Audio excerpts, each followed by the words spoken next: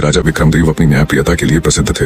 एक दिन एक वृद्ध साधु उनके दरबार में आया। साधु ने कहा, महाराज, मैंने 20 वर्षों की तपस्या से यह दिव्य रत्न प्राप्त किया है। इसे सुरक्षित रखने का भार अब आपको देता हूँ। राजा ने उस रत्न को स्वीकृत कर लिया। वह रत्न इतना चमकदार था कि दरबार में सभी की नजरें उस पर टिक गईं। राजा ने रत्न को अपने खजाने में रखने का आदेश दिया। उस रात राजा को एक स्वप्न आया। उसमें वही साधु दिखाई दिया और बोला, महाराज, मैंने जो रत्न आपको दिया वह एक श्राप से बंधा है। यदि उसका दुरुपयोग हुआ तो आपका पूरा राजवंश नष्ट हो जाएगा। सुबह राजा घबरा कर उठा और खजाने की ओर दौड़ा, परंतु जब वह खजाने में पहुंचा तो वह रत्न गायब था। राजा ने तुरंत अपने दरबारियों से पूछताछ की। तभी महामंत्री ने कहा, महाराज, हो सकता है साधु ही इसे लेने आया हो। वह साधारण साधु नहीं, कोई दिव्य शक्ति है। कुछ दिनों बाद राजा को खबर मिली कि पड़ोसी राज्य ने अचानक उनके राज्य पर आक्रमण कर दिया। राजा समझ गया कि यह सब साधु का श्राप था, लेकिन तभी एक चिट्ठी आई।